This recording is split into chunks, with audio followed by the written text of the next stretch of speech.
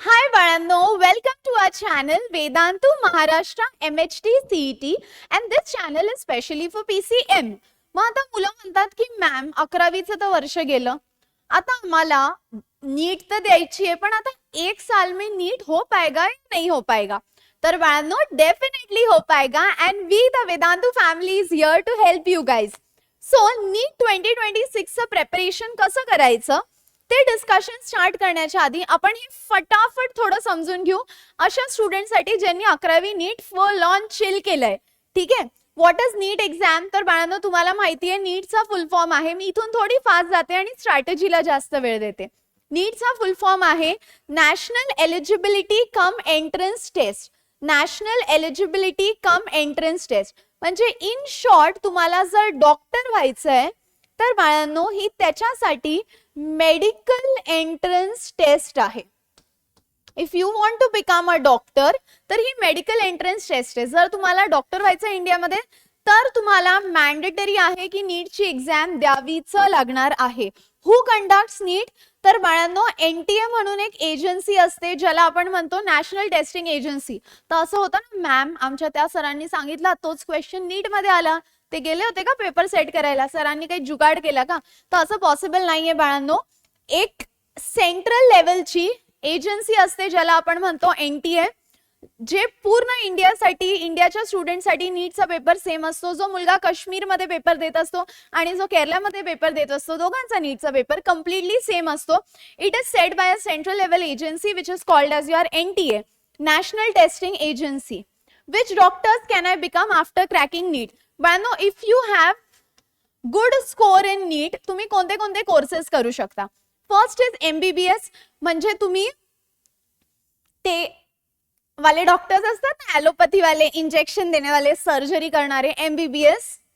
त्यानंतर BDS म्हणजे bachelor in dental surgery, दात वाले डॉक्टर. BHMS आपला साबुदानावाली गोली देते ना doctor, BHMS homeopathy. BAMS is Ayurveda. ये तेल लगाओ बेटा, आयुर्वेदाचा तर जन्मच इंडियामध्ये झालाय, बरोबर आहे. त्यानंतर त्यानंतर त्यानंतर physiotherapy. Physiotherapist they are also doctors. ते काय करतात? घरी येतात, आपल्या घरी जे आजीज असतात, आजोबाज असतात, त्यांची मस्त असं असं असं असं असं एक्सरसाइज करून देतात, फिजिओथेरपिस्ट. आणि you will be shock to know my बच्चा पार्टी, BSc नर्सिंगचे सुद्धा ऍडमिशन्स होतात through your NEET exam. So चांगले मार्क्स आले तर you can pursue any of the given courses. Which group should I keep आणि how much percentage do I require? बाळांनो, board साठी तुम्ही PCMB ठेवला तरी चालेल, बट नीट साठी स्पेसिफिक ग्रुप तुम्हाला PCB ठेवावा लागणार आहे. आणि मिनिमम पर्सेंटेज बोर्ड्स मध्ये आर 50% दॅट यू नीड. मग 50 आणायचे का? नाही बाबा, 50 पेक्षा जास्तच आणायचे, बट मिनिमम 50 आलेच पाहिजे. How many questions are there in the NEET exam? So let's discuss the pattern. इधर आ गया आपका सब्जेक्ट, ओकाई ओखाई ओखाई ओखाई बोला, ओखाई subject, questions questions questions questions आणि मार्क्स. टायमिंग तर पूर्ण पेपरला 3 hours असतात. ओके, पूर्ण पेपरला 3 hours असतात. So timing is 3 hours.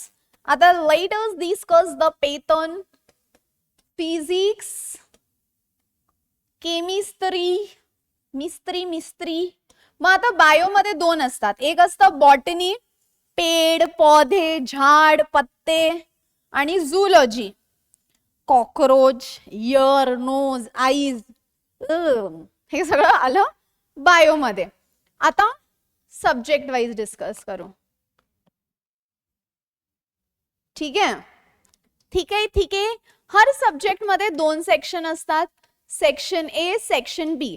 Section A मध्ये 35 क्वेश्चन, सेक्शन B मध्ये 10 क्वेश्चन. पूर्वी 15 राहायचे आणि त्याच्यातले 10 करायचे होते, पण आता त्यांनी ते ऑप्शन्स काढून टाकले. So 35 + 10 45 question. इथे पण 35 सेक्शन A मध्ये, 10 सेक्शन B मध्ये, 45. 35 सेक्शन A मध्ये, 10 सेक्शन B मध्ये, 45. आणि इथे पण 35 सेक्शन ए मध्ये आणि 10 सेक्शन बी मध्ये 45. सो असं करून टोटल 45 क्वेश्चन्स आहे.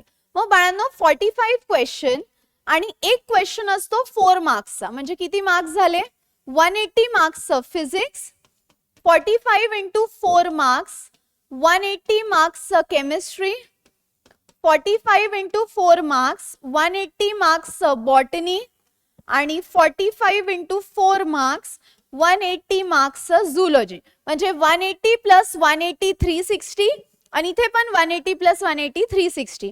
म्हणजे तुमचा total paper 180 plus 180 plus 180 plus 180 किती झालं बाळांनो 720. सो तुमचा जो नीटचा पेपर असतो सो तो 720 मार्क्सचा असतो.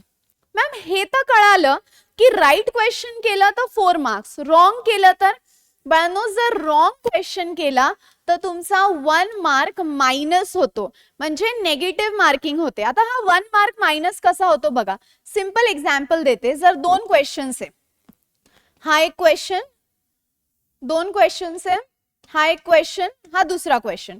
पहिला क्वेश्चन तुम्ही करेक्ट केला आणि दुसरा क्वेश्चन तुम्ही रॉंग केला.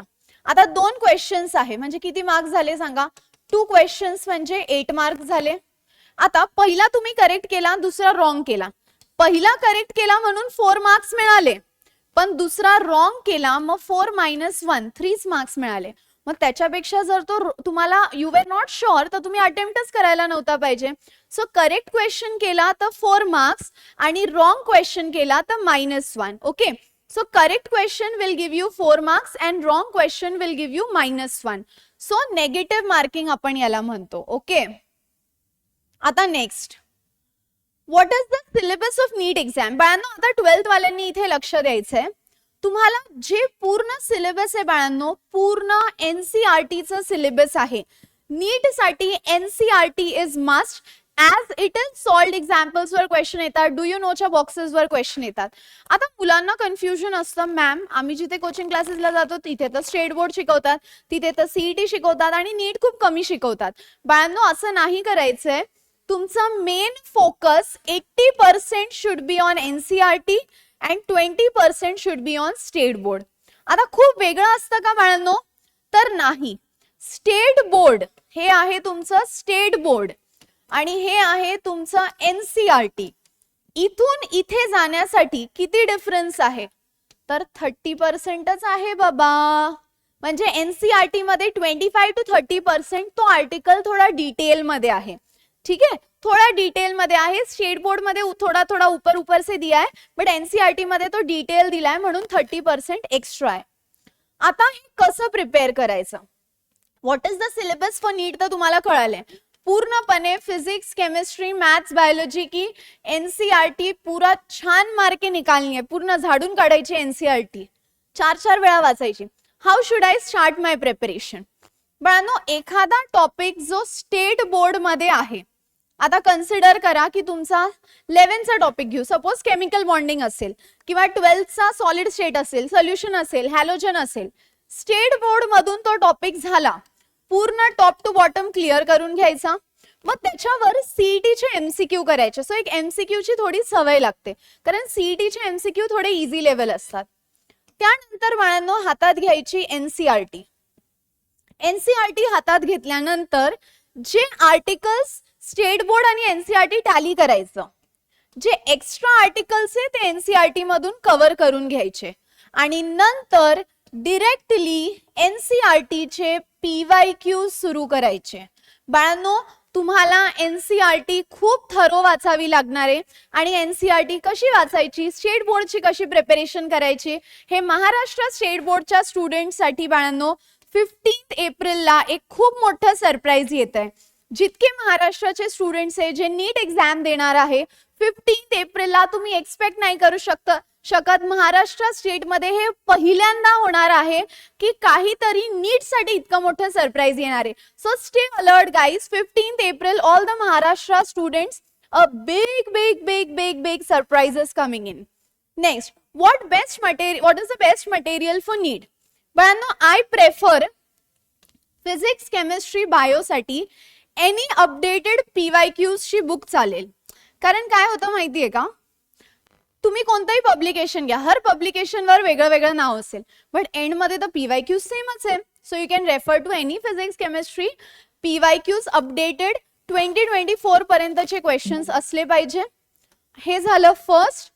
किंवा दुसरं what you can do is, तरी तुम्ही विचारलं नाही मॅम एका बुकचं नाव सांगाच, तर एक बुक आहे NCERT at your finger tips म्हणून. सो फिजिक्स केमिस्ट्री बायो 3 सब्जेक्टसाठी 3 वेगळ्या बुक्स आहे, त्या तुम्ही रेफर करू शकता. किंवा बालाजीची पण NCERT ची बुक आहे बेस्ड, ती पण तुम्ही रेफर करू शकता. How many hours should I study daily. Toppers तुम्हाला घाबरवणार, हम 12 घंटे पढ़ते थे, 10 घंटे पढ़ते थे, बरोबर आहे बाळांनो त्यांचं. बट ते तुम्ही जेव्हा इतका वेळ अभ्यास करता, it's like digestion. You eat something, give your body some time to digest it. So 5-6 hours of quality studies is important, not that book समोर घेऊन बसलोय आणि अर्ध डोक्यावून जात आहे. So quality studies is must. Okay, quality studies is must. त्यानंतर how many MCQs should I solve on each topic. Minimum 80 to 100 MCQs on each topic. Okay, त्यानंतर त्यानंतर त्यानंतर त्यानंतर हा हा आता बाळांनो नीट ऐका, ह्याचा तर मी आन्सर दिलाय अराउंड 80 to 100 MCQs. आता जसं मी सांगितलं, नीटच्या स्टुडंट्सला हाच प्रॉब्लेम येतो की मॅम आम्ही महाराष्ट्र बोर्डचे स्टुडंट्स आहे, सो आम्हाला काय करावं लागतं, तर महाराष्ट्र स्टेट बोर्डही करावं लागतं, NCERT पण करावं लागतं. तर जसं मी सांगितलं 15 एप्रिलला stay tuned guys, there is a big surprise coming in. खाली टेलिग्रामची लिंक दिलेली आहे, तुम्ही त्या लिंकवर क्लिक करू शकता आणि सरप्राईज तुम्हाला 15 एप्रिलला कळून जाईल. हे तर सगळ्यात इम्पॉर्टंट पहिला पॉइंट की big big big big big surprise alert.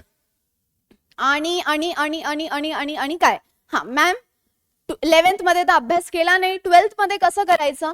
तर बाळांनो 12th चा अभ्यास विथ 11th स्टँडर्ड बॅकलॉग कसा कव्हर करायचा याचं मी तुम्हाला एक सुंदर टाइम टेबल, एक सुंदर स्केड्यूल बनवून देणार आहे. But that will only be after 15th of April. So 15th April को आ जाओ, अपना अटेंडेंस लगा दो और फिर आपको मैं एक डिटेल्ड स्ट्रैटेजी दूंगी till May, where I will tell you की तुम्ही 11th चा बॅकलॉग विथ 12th कसं कव्हर करायचं, किती मॉक्स द्यायचे.